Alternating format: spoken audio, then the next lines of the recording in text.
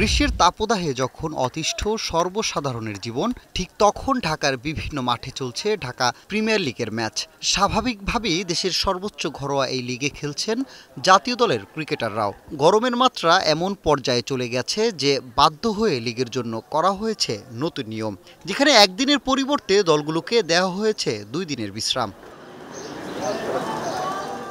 গরমের এই হাঁসফাঁস অবস্থার মাঝেই জিম্বাবুয়ে সিরিজকে সামনে রেখে বিশেষ প্রস্তুতি ক্যাম্পের জন্য 17 সদস্যর স্কোয়াড ঘোষণা করে বিসিবি, যার মধ্যে সিংহভাগ ক্রিকেটাররাই ডিপিএলে খেলছেন ঢাকা আবাহনীর হয়ে। শুক্রবার থেকে শুরু হতে যাওয়া এই ক্যাম্পকে সামনে রেখে বেশ কয়েকজন তারকা ক্রিকেটারকে বিশ্রামে রেখেছে ডিপিএলের বর্তমান চ্যাম্পিয়নরা, যার মধ্যে আছেন তাসকিন আহমেদ, শরীফুল ইসলাম ও সাইফুদ্দিন।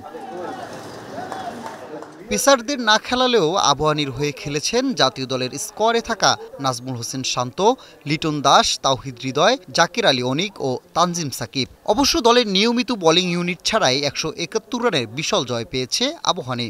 এ জয়ে শিরোপা অনেকটাই নিশ্চিত হয়ে গেল আকাশী নীলের জার্সিধারীদের।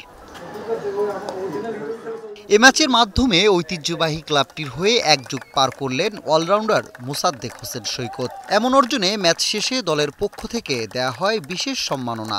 ক্লাবটির হয়ে ক্যারিয়ার শেষ করতে চান একসময় জাতীয় দলে খেলা এই ক্রিকেটার। সানিম মৃধা, এখন, ঢাকা।